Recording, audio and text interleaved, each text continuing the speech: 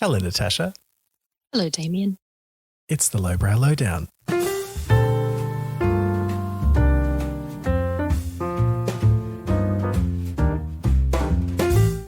Hello, everyone. Hello, it's episode 4. We're How are up we to here? episode 4. Yes, it's fantastic. I found it confusing for the fact that we're doing episode 4, but it's about book 3 of this Yes, that particular also series. rattled my brain. Or grey matter. Grey matter, as a microbiologist would call it. Little foreshadowing for what we're about to talk about. Key plot points. Not really. Hi, everyone. Yeah, welcome to Lowbrow Lowdown. We are talking about books of the coronavirus, so you don't have to. Well, what are we reading first? We are reading, it's the third book in the Coronavirus Chronicles. It's Kissing the Coronavirus 3, The Mutant Strain. Again, really just twisting the knife of what we're going through at the moment. It really it feels too personal, to be honest, doesn't it? It really does. Well, look, I'll read out the blurb. We learned about a new character every book. And so the blurb for book 3, The Mutant Strain, is Dr. Amy Amyson is Son of Amy, sorry. is North Virginia's top microbiologist. After a recent trip to Finland, she finds herself a potential carrier of a terrible new COVID-19 variant, which is reportedly resistant to vaccines. I mean, come on, this Jesus is too Christ. real. Sorry, keep going. And if things couldn't get any worse for Dr. Amyson, it's... Son of Amy. Sorry. Just the worst name. It's also been a long time since she's had any sort of knee-knocking orgasm. She has come to... Oh, God, this needs an editor. She has come to expect from the sexually charged world of microbiology. I'm so excited to learn this. But then things do start to get worse for Dr. Amyson, and she's about to find out just how big a risk a quick fling can be in a world ravaged by COVID. Kissing the Coronavirus 3, The Mutant Strain, is the final installment in the Kissing the Coronavirus series. This has just been a very long series. She ends that with much to many people's relief. Oh, yes. Much to my relief. Oh, my God. I'm not going to lie. It's been quite a roller coaster. I feel like I didn't know what to expect going in. There were surprises and you know, I'm going to say there's been a definite improvement in the writing along the way. This is probably the best of them. Really? So, do you know what? It's probably the best writing, but I think maybe the weakest story. Oh yeah. There's some shocking plot holes. Just and I mean, we'll have to. I think we'll have to. We'll get into that. But, I don't want to jump the gun. How do we start this particular installment? Because I think that's a really interesting part of our MJ Edwards author journey. So she is a writer, board game enthusiast, and trainee exhibitionist. Kissing the Coronavirus 3, The Mutant Strain, came to her in a fever dream after accidentally dropping some of her ferret's worm medication in her glass of rosé. I think that's a really, I'm not going to say subtle, but quite a humorous nod to the ivermectin crazies out there, because that's worm medication for Oh my animals. God, I didn't even make that connection at all.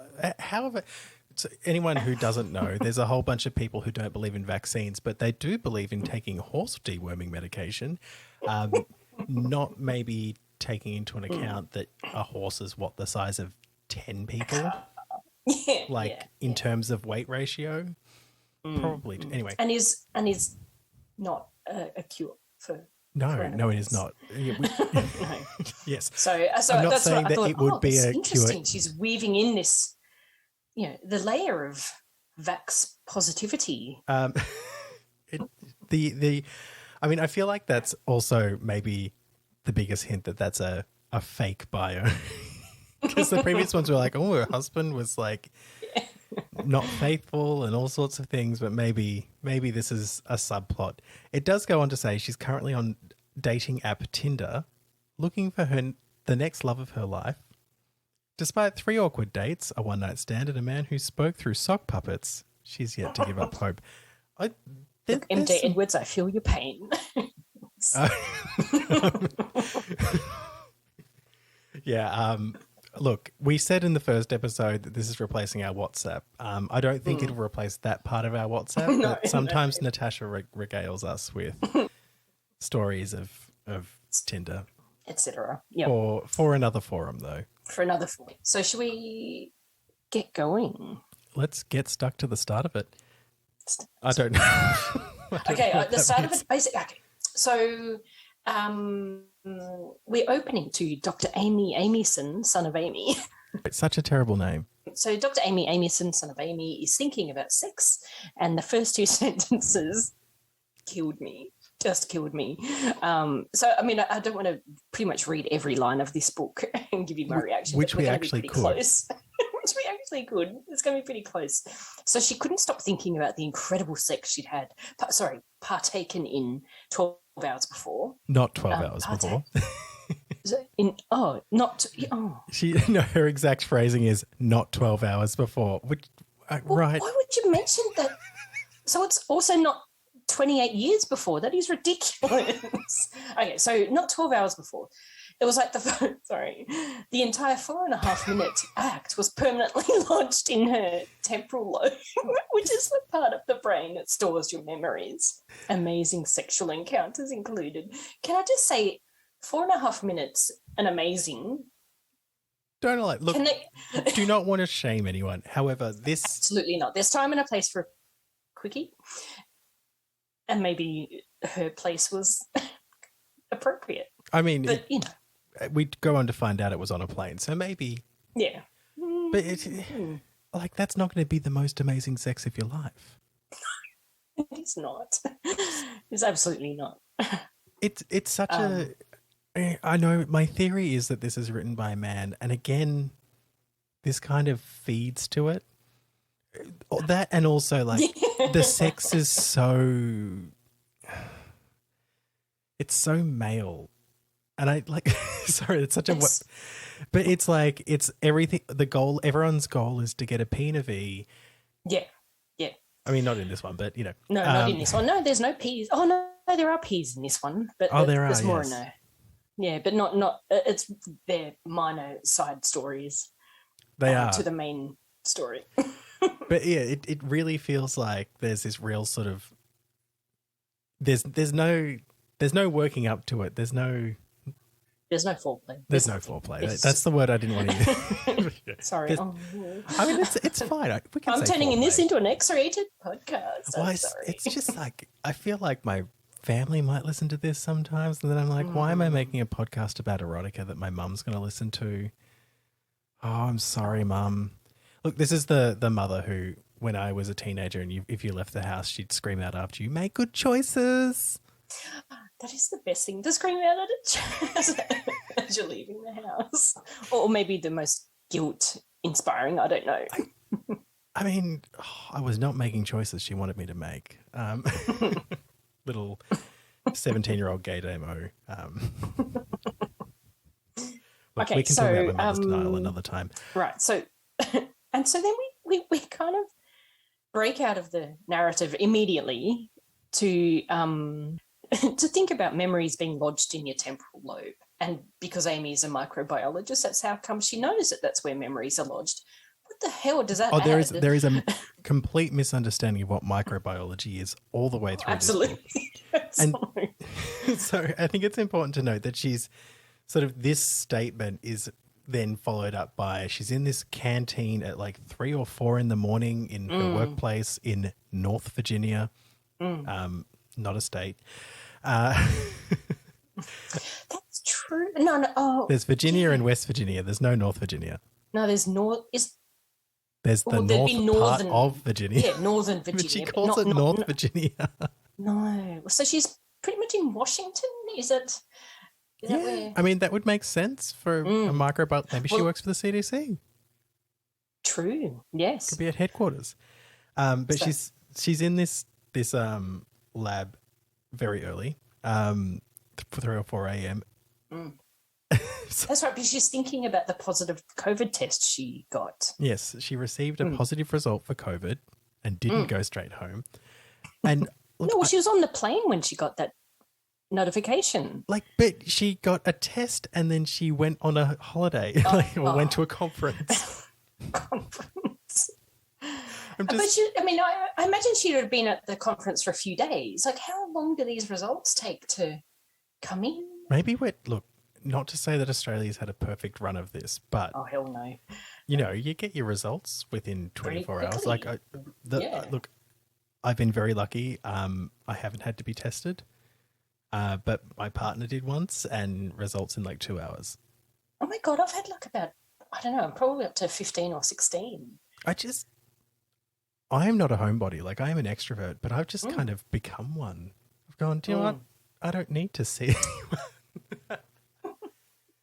Well, and I keep going to exposure sites by accident. So, Well, yeah. I there's also that. live in this zone that just seems to never have an exposure site. Every morning I look at the thing and just go, oh, this is avoiding us. Right.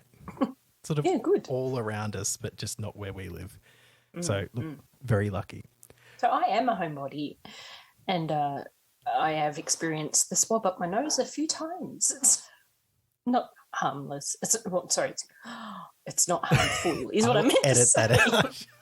Oh no! Don't want that taken out of context. Yeah, please. No, it is.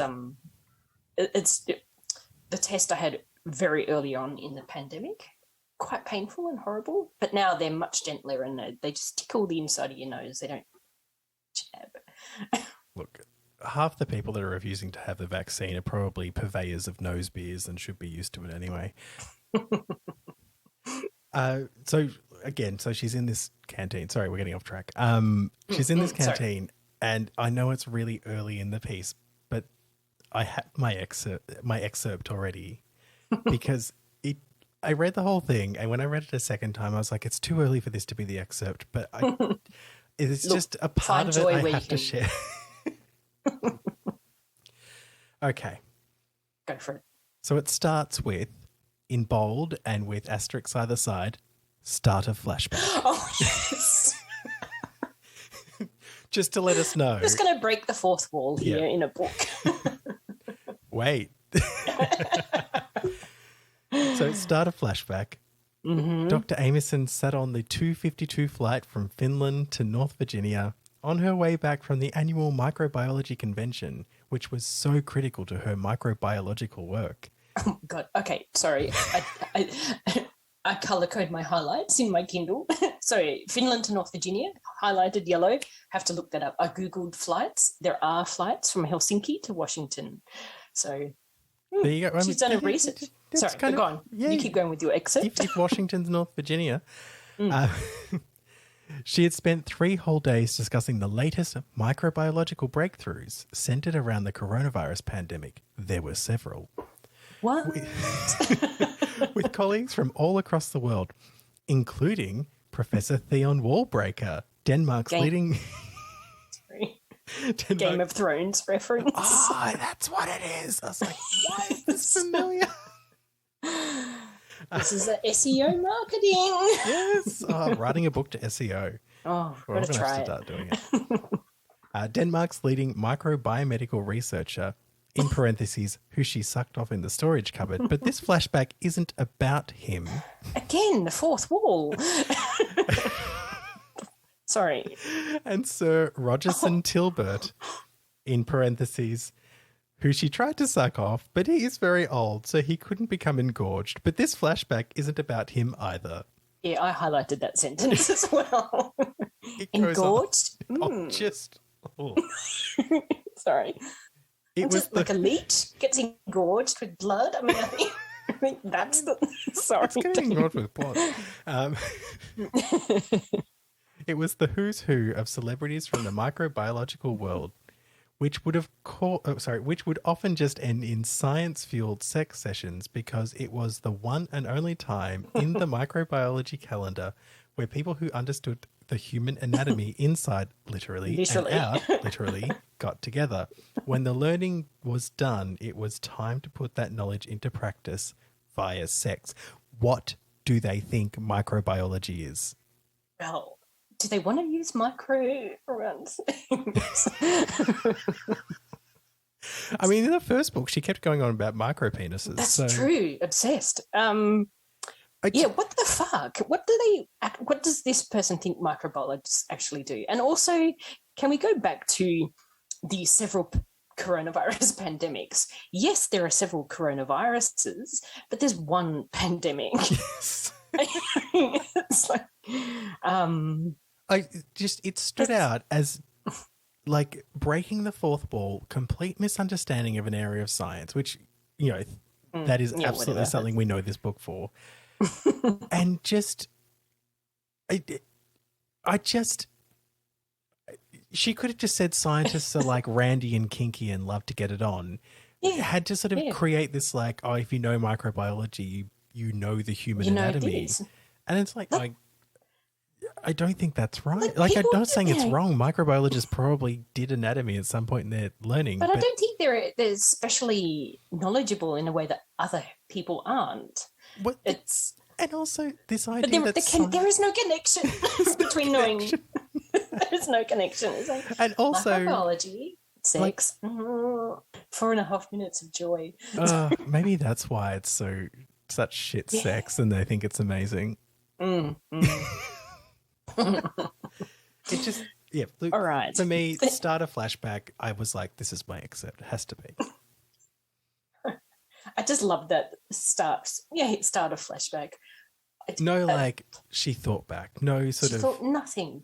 This was telling, not showing, and also literally telling. Hey, this is what you have to think about when you're reading this book.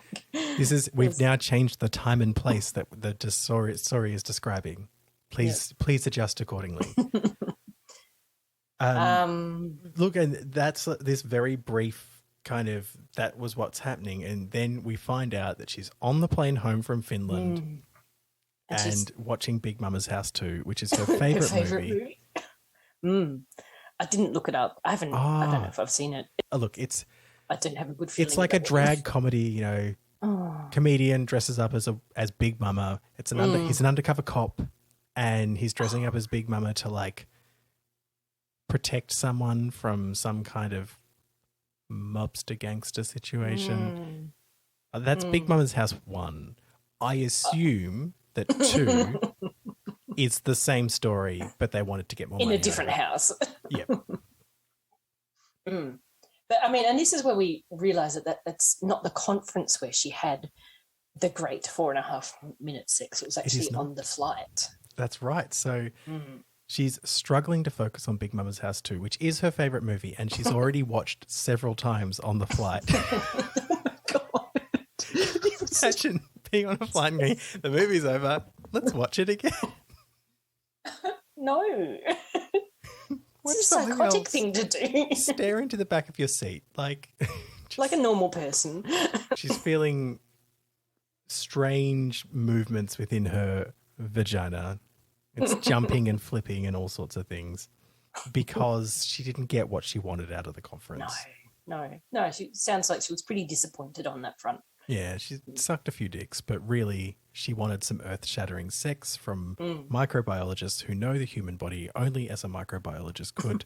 And like no one else. And they did not deliver. She wanted some mucky sex time. She...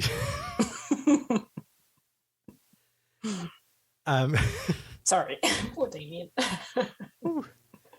God. What? Oh no. Are we getting up to the horrible analogy bit? Yes, I think that's what I just looked at. Is this you go. Yeah, well, this is pretty much where my excerpt was. I think this is so. It had been 2 years since the coronavirus pandemic. So here she notices that it's one pandemic. Sorry. Since the coronavirus pandemic had first snatched the lives and freedoms away from so many people across the world and ruined Dr. Amyson's sex life with wave after wave striking every few months, lockdowns came and went, businesses closed and reopened, And that was the only time Dr. Amyson was free to enjoy as much mucky sex fun time as she could handle, and she could handle a lot, which is why it was so frustrating. This doesn't make sense, but, you know, I don't understand. Mucky sex fun time. Like, I mean, look, that's fine. But I'm just trying to figure out, that was the only time Dr. Amyson was free to enjoy as much sex, and that was why she was frustrated. And so I don't understand what time she was free. I think what she's saying is when the businesses opened, she was having mucky sex fun time again. And this is where so I'll keep going. And she could handle a lot of mucky sex fun time, which was why it was so frustrating. And she didn't mind what she handled, nor on whom. She was happy with a dick clumsily fucking her soapy tits. Sorry, Damien's losing it already. Fucking her soapy tits like an eager Boy Scout cleaning a car windscreen with a slab of chorizo. Such an image. I'm just imagining, like, if you were in your car and a slab of chorizo just thunk. That's what it would be. And a vagina rubbing gently against her forearm like a chewed beef burger, or anything in between. She just loved genitals. She loved touching genitals, kissing them, putting things inside her own and, of course, other people's. So that was an excerpt that I feel captured so much. It's like, a special... Really confusing continuity and utterly ghastly and sickening analogies. One of the things that stood out for me, and I don't know why out of all of this is the thing that stood out, but the vagina on the forearm. Have you ever seen the show Time Trumpet? No, I'll have to have a look. It's terrible. But it's like a celebrity interview show, but it's actors playing celebrities in the future being interviewed. And there's this whole thing about David Beckham being at the forefront of fashion. And it's this actor who does a really good impression of this, like, you know, that kind of, you know, I can't do David Beckham's accent. That accent. Yep. But it gets to this point and they're like, you know, he was so on the edge of fashion and it reached the point of body modification. And it cuts to him, he goes, yeah, people were really surprised when I got the vagina inserted in my forearm. Do you want to say it? Oh my God. It's like he was that it's extremely similar. Look, we are... These things are plaguing her grey matter, to use her as... Or microbiologists call them brains. What microbiologist colleagues knew as the brain. This is all sort of building up to that there was a new COVID variant, the D1K or Dick strain. And so everyone's a bit worried about this, and the conference was kind of freaking out. That's why they didn't have as much sex as she was hoping, because they were like, I don't want to get the Dick strain. And hand sanitizer, and it's resistant to vaccines. Yes. So, which worried them all. Very concerning. Much. But everyone should remember the Dick strain, because Dr. Amyson's about to get very distracted. So she's so caught up in thinking about all the sex that she wants that she's like, I need some alone time. And so she gets up, she climbs over the elderly woman next to her, and I think smothers her with her breasts and is like, giant, maybe enormous. Enormous. Enormous. And the breasts throughout this story just seem to get bigger and bigger and bigger. They really do. They just get huge. Unwieldy. They inflate, they quiver. And she ends up in the bathroom having like she's just kind of sitting there. And then there's a knock at the door, and who should be there but the air hostess who had been flirting with her earlier. Oh yeah, we skipped it. I think you've missed it. Sorry, we're gonna go back to her time of thinking about the Dick strain, the new COVID strain coming out of Scandinavia, and she's thinking about all the sex she wishes she was able to have at the conference, because normally she books 2 seats on the flight. Oh my God, I forgot about this. She would normally have to book two seats so that she could sit legs akimbo and her airing her vagina out, which would be aching from all the hot sex. So that's not the case this time around. So she goes to the bathroom, the toilet, the airplane toilet, to think about, her sorry state of affairs. Alone, and who knows? Like, it's not really clear what her reasoning was, other than she wanted to be alone. Yeah. Someone knocks on the door, and she's sort of doing that, "I'll be a minute, just a minute, please." Like, trying to and there's someone in here. Don't open the door. And then after the third knock, she opens the door. I assume she doesn't have her pants down then, and is talking to the French flight attendant. Does this thing, when they like write in a French accent? Well, she does it sometimes, but not consistently. Did you pick up the Mon Cherry? Yes, but not before wee. Oh, that's right. WEE. Yeah, we know. Oh dear.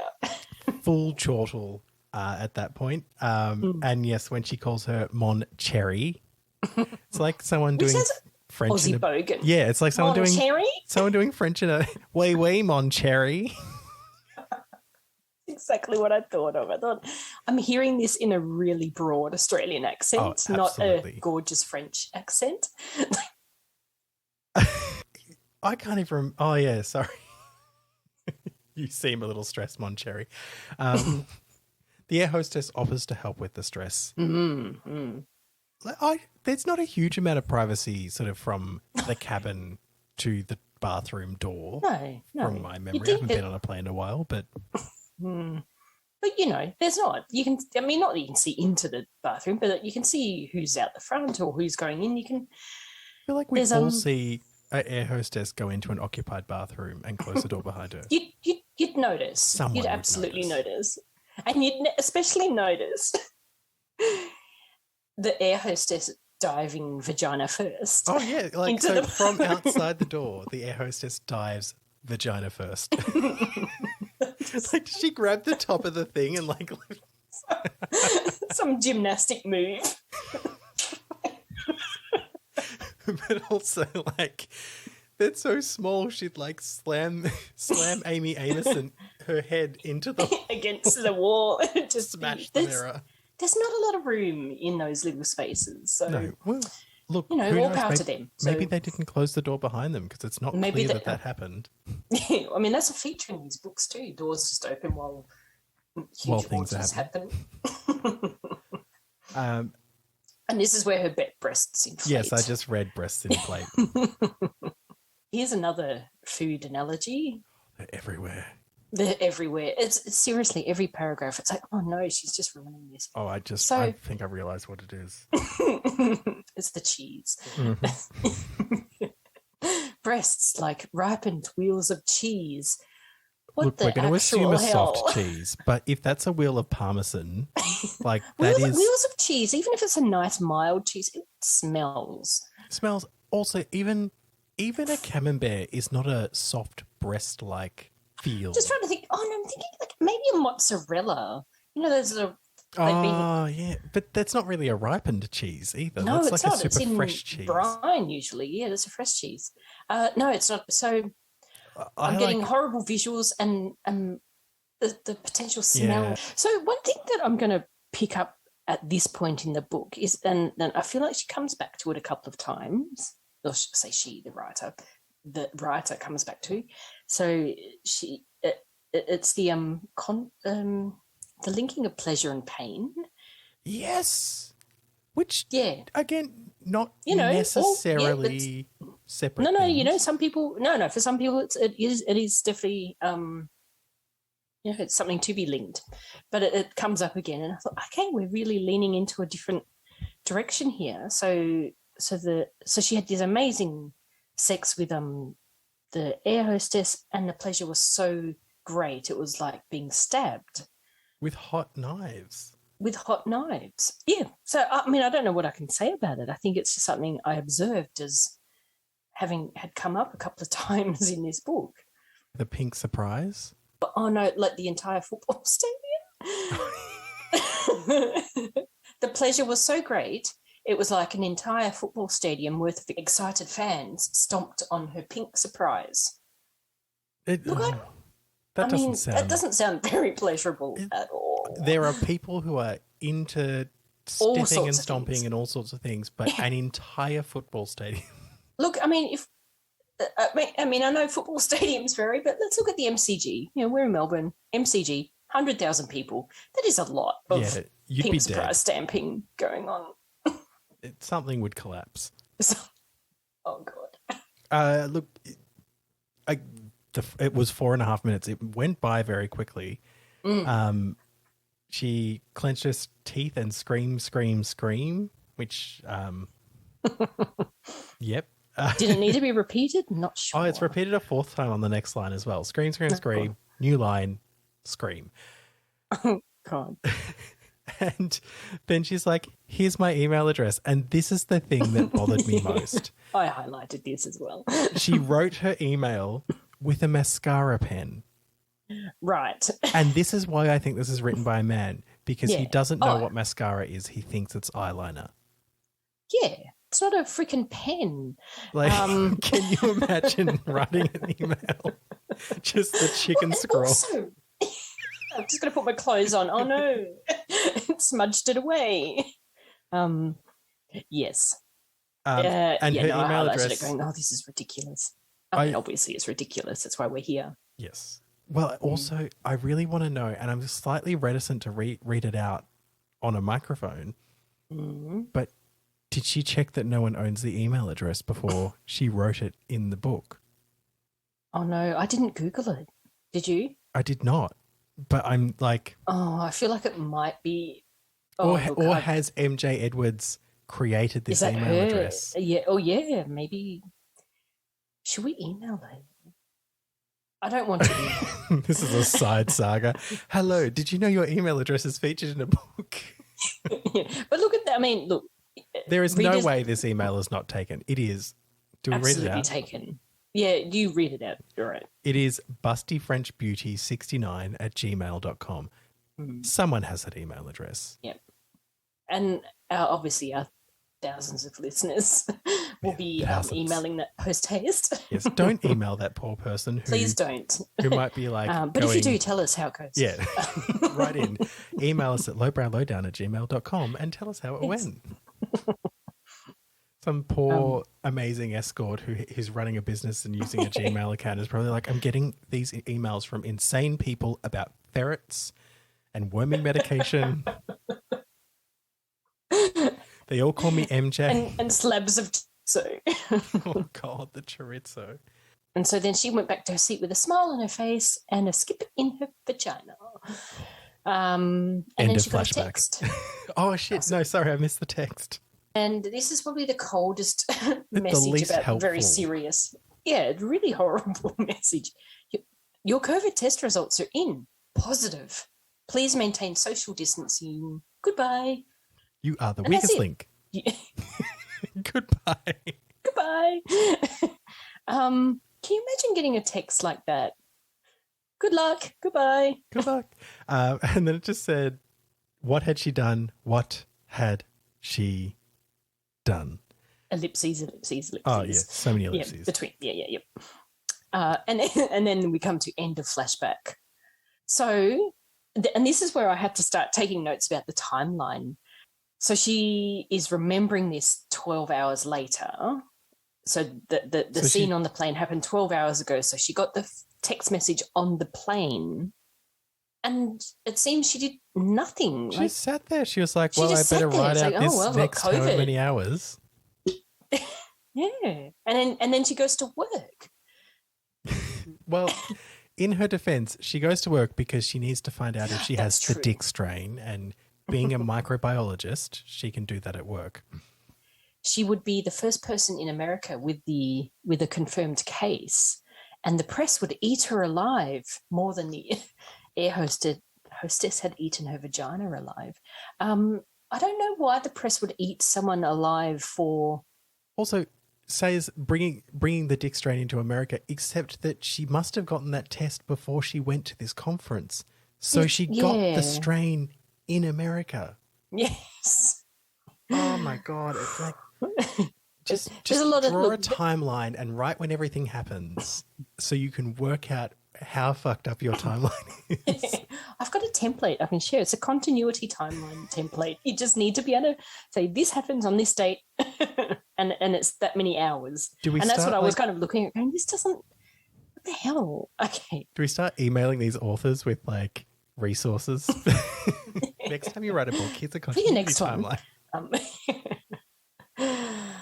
Okay. So, but yeah, she's back in, we're end of flashback. We're back in the canteen. An intern walks in at 3 a.m, assuming that flashback didn't take too long. And Dr. Amyson runs out of the canteen, which is an entirely normal thing to do. Like, can you imagine being that intern of like, it's a sexy intern, important, walking in going, oh, hello, Dr. Amyson, and like Kermit the Frog arms flailing run out of the... Because she wants to maintain social distancing. Oh, yeah, I have a note here that, like, she's still not social distancing because she's like, I have to go and find out what strain I have. And once I know what strain I have, then I need to isolate. And it's like, you should be isolating now. You should be just on your own in a little room. No, which is what isolating feels like, having had done it on the weekend due to a... Oh, yes. Bloody... It was a tier 1, but it ended up being a tier 2, didn't it? Yeah, it got regraded, thank goodness. Otherwise, I'd be 2 weeks in my house with not as many groceries as I should have. She goes to room 7B where the test machine is. Oh, that's right. But it's when she's in her office and after having thrown herself into a comfy chair that this is when she sends an email to the air hostess saying, oh, hey, I've got COVID. 12 hours after she got the text. She was on the plane. She could have told the hostess on the plane. She could have told the hostess. Also, to add to my theory that this is written by a man. So she gets a ding and the test is negative and she says, thank you, Billy Mungus, who I Googled, and he's a musician. Yeah, he's a musician. I Googled him as well. No, holy Billy Mungus. That's what she said. Oh, no, it's thank you, Billy Mungus. And then when she gets that she has the new variant found and the machine names the new variant. Yes, I think that's exactly how it works. And the new variant is VG1NA, which someone might discern means vagina. Vagina. Dick Strain and vagina. There's a P and a V coming. It's a P and a V, yep. And then she says, holy Billy Mungus. And so here's my theory. Billy Mungus writes this, and this has all been a plot for people. I don't know. Oh, my goodness. I like the theory. But, like, all these people are going to Google Billy Mungus now and find his band. What his hits have been like on his website. Well, look, my theory falls down the second that you realise he hasn't updated anything since 2016. So, yeah, that's my theory. And it probably falls down pretty quickly. But I just think, why Billy Mungus? Unless it's just like she's part of this niche cult fan group for Billy Mungus. And maybe. So it's after she got the test result telling her which strain or variant she has is when she emails the air hostess, which is ridiculous. Like, she got the text while she was on the freaking plane. Oh, hey, lady, I've got my test result. I'm positive. You might want to tell the rest of the... Well, and she says, I found to be carrying a brand new variant of the coronavirus known as VG1NA. Please tell your local authorities. Please. And gets an email back immediately, and it's Moncherry, I have also been diagnosed with the coronavirus. However, I have the Dick strain. I have the Dick strain. All my love, air hostess. She didn't even get a name. Her name is air hostess. Oh, dear. It was at that point where I think that MJ Edwards, whoever he or she may be, or they, was just like, oh, I can't come up with another name. I've already come up with fucking Theon Wallbreaker.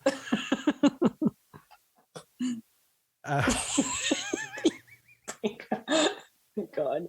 Can we talk again about the timeline and when she had the opportunity to tell her? So this is a big thing for me. In fact, she just ignored telling anyone. She's sitting on this plane, like that entire plane is tier infected. 1 close contact now. Yeah, with the new vagina strain. There was, that whole weather thing that happened in the first few. This kind of happens here. Kind of happens, but it's more, and maybe it's because. So here's the twist. First 2 books, our busty, sexy, steamy doctors witnessed men going through the transformation. There was tornadoes and thunder and hurricanes all happening inside the building. This time, we get to witness Dr. Amy Amyson from within her change. And so there's sort of her breasts thundered together like boulders clashing under a crescent moon. Her bottom that's puckered. Extremely specific. Yes, her bottom puckered and a ripple of intense pain and pleasure echoed through her body in a cataclysm of erogenous persuasion. That she couldn't even describe. Her feet hurt. Oh, yes. Goes through all this flowery language and then her feet hurt. Yeah, I mean, that first part of that paragraph, it's like MJ Edwards just flipped open a thesaurus. Like, how big are the words? All right, the biggest words, I'll put them in this sentence. And, oh, yeah, her feet hurt. Similar to the first book, like describing all these things in great detail and then legs and presumably feet. Like, just why do we need to know her feet hurt? Her breasts are thundering like boulders crashing under a crescent moon. Fuck her feet. Just focus on that.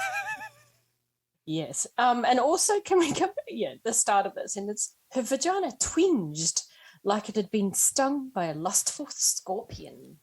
Look, as someone who does not own a vagina, I assume that's not going to be nice. Like a scorpion sting's not going to be nice. This is the pain pleasure. But that's a sensitive area to get a scorpion sting. Yes, it is. Or would be. I don't know what that would feel like. But no, I wouldn't.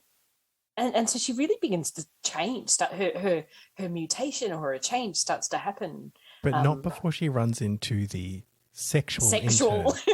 Is that the poor intern's job title? Are you the sexual intern? I think it's just a typo. Intern? It's meant to be sexy. But I highlighted it for the same reason. It's like, oh, for heaven's sake. So the sexual intern says hello to Dr. Amyson, who has sweat pouring from her face like she's enjoyed a marathon sex session. The intern says, "You seem flustered. Is there anything I can help you with?" And the response is, Dr. Amyson clung to the wall like a gecko. Like, is she halfway up the wall, like climbing onto the roof? I visualized this. I mean, that's one thing I have to say. This book, I actually did get, there was some good world building in this book. I did get a sense of space, not necessarily time, because I feel like continuity is just screwed up. But I did get a good sense. So the way I visualize this is that she clung to the wall with her back to the wall and her hand splayed and sort of splayed against the wall. I mean, that's not how a gecko clings to the wall, but it doesn't make, I mean, as much as so much stuff in this book doesn't make sense, it makes really strange sense for her to turn around and stick her palms and feet to the wall like a gecko. So I think it's just a terrible analogy, but that's how I'd visualized it. So much is happening, not as much weather, it's more about how she's feeling, her head spinning, everything's aching, she hurts, but she kind of loves it. And then like a light bulb sprang to life. I mean, that's not what they do. In her grey matter. It's like, oh, for fuck's sake. Christ's sake. Get it? You're a microbiologist. You know that light bulbs don't spring to life in grey matter. And this is where we get a nod to the earlier books. You know, Dr. Amyson realised what was happening. She'd studied the work of Dr. Gertley Chund and Dr. Alexa Ashingtonford. We get to the very important part where she puts it together. The Dick Strain she had clearly caught from the buxom air hostess aboard the 252 flight from Finland to North Virginia was merging inside her body with the vagina strain. Sorry, the VG1NA strain, the ... vagina strain. as if none of us had realised what was going on. No. There's it wasn't really the plot twist that MJ Edmonds might have thought. This is why I think the second book, the story is better. Like it takes us in different places. There is a lot more tension. There's a build up to there's a better build up. The interns scream and we head into. Oh yeah, that's right. So she changed it. So let's talk about what she changes to. Oh yeah, good point. So the first book, Dr. Gertlie Chund turned into the coronavirus or COVID. Big green, Incredible Hulk man with spike proteins. A bulky, chunky, thick boy. No. That's right. He was bulky. He was the bulky, chunky, thick boy. And then there was Dr. No, it wasn't. It was Dr. Bill Johnso, who wasn't just a Bill doctor. Johnso. Just Bill Johnso. He turned into big Smurf man with spike. Did he have spike proteins? No, he didn't. He didn't have spike proteins because he was the cure. That's right. God, it's so confusing. It was very confusing. And so Dr. Amyson turns into something deep red. So her skin changed deep red and she grew protein spikes. So so the cover of the book is actually, tells us exactly what she turned into. There's no surprises. And then the intern, so then after she changes, oh no. You probably highlighted this next bit about vagina. Oh. Do you want me to read it or do you want to read it? No, I'll read it. It's okay. So she pretty much. So the intern falls into a spell, looking at her giant, just huge breasts, that were so red that it was like staring into the sun, glorious, intoxicating, and her vagina. Oh, her vagina. It was lean and muscular, like a thick, THICC, thick slab of freshly butchered, high-quality meat hanging in an abattoir window. That is not an analogy a woman would write about a vagina. That is a woman. I don't think it's a man. Like, it's so fucking misogynistic. Say her vagina is just a piece of meat. She's a piece of meat. It's just disgusting. I read that and I thought I hate this. So sorry, you've just made me think of once a week, and this morning was it, when I walk Stella, my dog, we walk past, one of the butchers gets like entire half cuts of a cow. So it's like literally a skinned half of a cow. And the guy delivers on the truck, he carries it on his back, and every single time we time it right and arrive there as he's walking past, she sits down and puts her paw up and looks at him like, big. For me? And it's like, it's giant. A whole cow. This tiny little dog. And he looks at her and he's like, your dog's an idiot. I'm like, I know, I'm sorry. The next block is me dragging her. She's like, no, the cow, it's for me. He brought it for me. I'm like, no, it's not for you. You have a little bit of rice and chicken when you get home. But yes, hanging. Also, abattoir window. Yeah, no, that is exactly right. Not an abattoir. Not a thing. Yeah. So then there's a equally overly described sex scene between her and the intern. Except not a good, again, written by a man. No. When I say overly described, look, there's a place for description of sex scenes. There are a number of things that really bother me about this. One, two women get together and they're scissoring, like in South Park. Really? It's written by a man. Oh my God, I missed the most important bit. The intern suckled at Dr. Amyson's massive tits. It felt great, and she let her do it for 15 minutes before returning the favor. 15 minutes. This sex is at incredible extremes of like 4.5 minutes sex to 15 minutes of breast play. Oh, that's right. Sorry. They scissored on the floor straight away. She likened the experience or to watching porn with her ex-mother-in-law. Yeah. Oh, there's no segue to this. It is Dr. Amyson and the intern scissored right on the floor. They rubbed their vaginas together and moaned, and it felt incredible. Even better than the time she watched porn with her ex-mother-in-law. Look, there's a lot. I mean, we know why that marriage broke down. I've got a pretty good idea.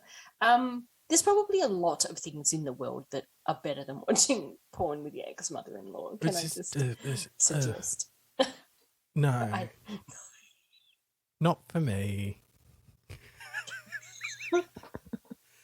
Just like, how awkward would your life be?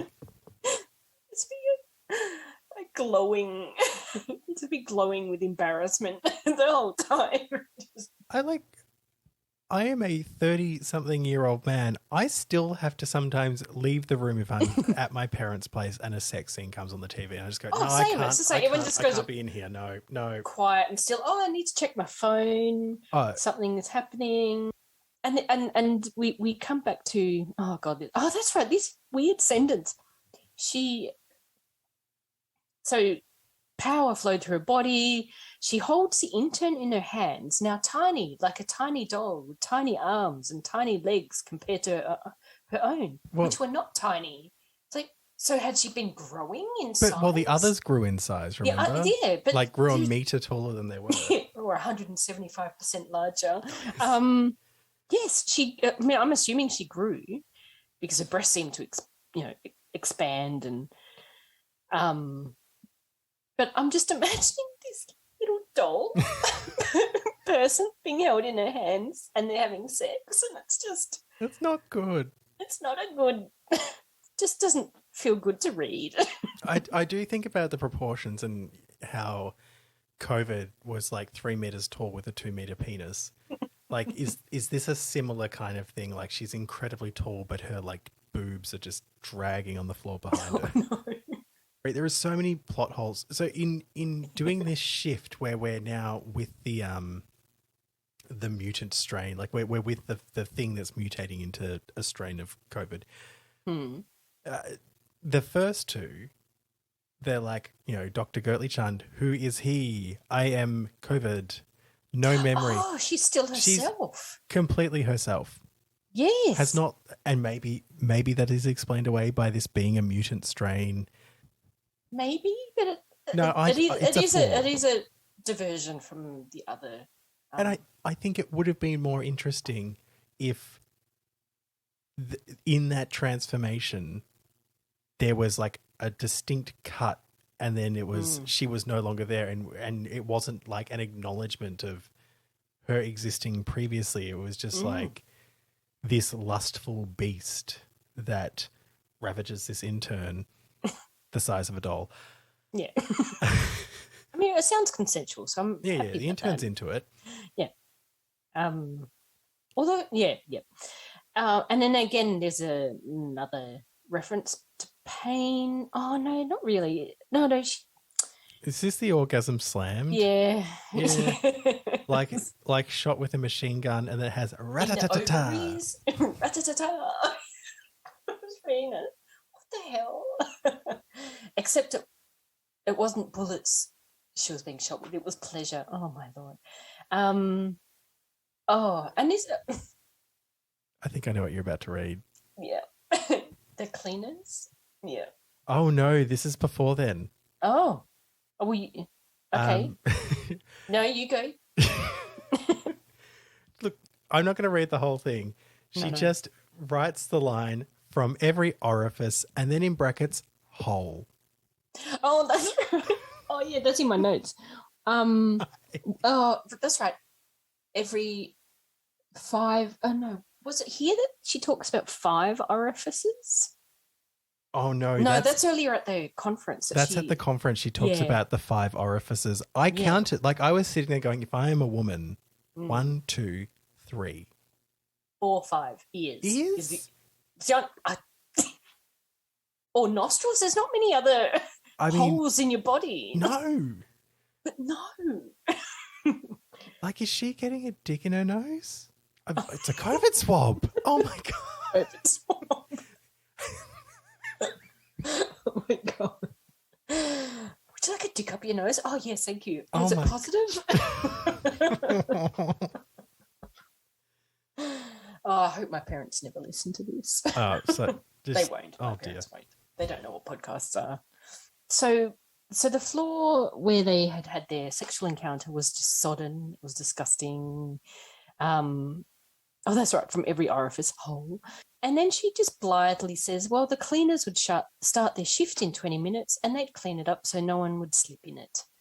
Like, you know a person from how they treat cleaners and wait staff and really important people in society. And that is lazy and unkind. The idea that if, for whatever reason, my bodily fluids were on the floor somewhere, I would do everything in my power to make that disappear before anyone else saw.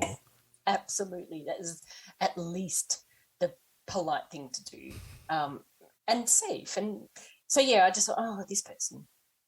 Maybe I'm rethinking whether my rating of this book. Yeah. Again, it's like I would feel more comfortable about it if she'd been taken over by the virus and like this was the virus and all it cared about was sex, which I assume is like it's kind of there's a metaphor there for the imperative for it to spread, and so it's all about you know, this is its procreation, as a microbiologist might say. They wouldn't. They wouldn't. This is not how microbiologists go about their day. Before we get to the end, can we just talk about how the intern and Dr. Amyson parted ways? Oh, shit. I forgot about that. They shook hands. They shook hands and walked apart. Like, it didn't even need to be addressed. They could have just like ended if the book is ending here, they could have just ended it. We don't really need to know. The intern could be part of the mess on the floor for all we know. After this incredible sex with this crimson disease, mutant strain beast thing. So, I mean, but you'd think that if she has all sorts of COVID, she's got the vagina and the dick strain, is she giving both of those to other people, such as an intern who happens upon her in the lab canteen at 4 a.m? I think so. I think that's what the end is hinting at. Yes. Because where would she go? And then it's sort of, she was outside the lab. She was a new strain. The vaccine could not contain it. Oh, God. I didn't like that. But could she contain herself? And she had doubts. Like, she was here to stay. She was. And so, given the current situation we're all in terms of lockdowns and the strain, and I saw that and I thought that was very depressing. She was here to stay. Right. This is the final installment of the the Coronavirus series for now. Who knows? Something more might come. MJ Edwards is now publishing in other genres that aren't science fiction, COVID, sex. Some of them are Twitter related. Have you? Oh, I haven't read any of them. I saw one of them was like a thriller. Something about look, I'll have to go back and have a proper look, but I think it's a novel about Trump's tweets. Oh God, no. So we won't go there. No, absolute hard pass. But yeah, that's I don't even know what that could possibly look like. I'm not going to read it. So look, final installment. Final installment of that particular series. And yeah, I think it got worse. I think the second book was the best of the bunch. Yeah, okay. And I didn't like the story. I thought it just too many time issues. I hated that seeing from inside the beast as it was, I was like, oh, this could be quite interesting. And then it fell quite flat, didn't it? It did. And because we didn't have that same experience of the virus taking over the consciousness, it just seemed less meaningful and less effective. And it's like everywhere you could have gone with it, you didn't go. Yeah. If we're going to do ratings, 2 face masks out of 5. I think My ratings have changed as we've been discussing the book. So I found that while the book was far less interesting, it was more tittillating not personally, just be there. On record, not personally. Not personally. The timeline, even though the timing, the way it was portrayed was just bonkers and out of kilter, it did seem to present a timeline of more than just a couple of hours, whereas the other stories, everything happened really quickly and that was it. And the continuity could have been believable if a bit more thought had gone into thinking about the massive plot hole of a 12-hour gap of her knowing she had coronavirus and not telling anyone. Yeah, it's that thing. She built a bigger world. She built a bigger world, but it was a very boring world. She flew too close to the sun, I think. Yeah. I'd give it 3, maybe 3.5 for that better world building. I couldn't go above 2 just because I spent the whole thing just sort of going, is it over yet? Like, yeah, 32 pages. It's like, oh no, this is going to take me longer to read. Oh yeah, it's like double the length. It's doubling the other ones. But it seemed to have half the plot or half the story. Yeah. I think the beauty of the other 2, they moved so quickly, the story was engaging that it kind of didn't matter that the writing was a bit shit. Yeah. I mean, the writing for all of them was shit, but this one just had more padding unnecessarily. So, we're done with this series. We're moving on to something new. So next week, continuing on with our pandemic prose theme, we're going to be looking at Coronavirus Kink Club by B.R. Black. And look, I'm interested. I think we can all say 50 Shades of Grey was quite disastrous because it sort of portrayed BDSM in a very poor light. Well, it just misrepresented it. Oh, well, it just removed the consent part. Yes, yeah.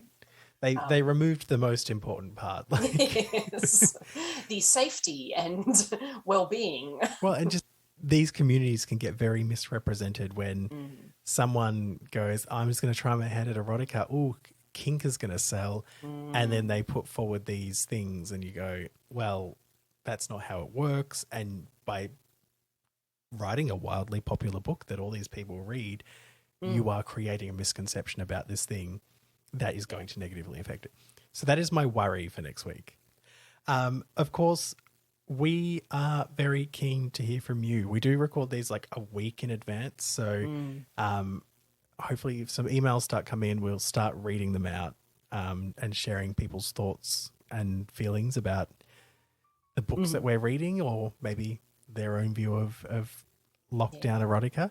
So you can email us at lowbrowlowdown@gmail.com, or you can follow us on Twitter and tweet at us at lowbrowlowdown. Let us know what you think of these books, what you think of our thoughts on these books.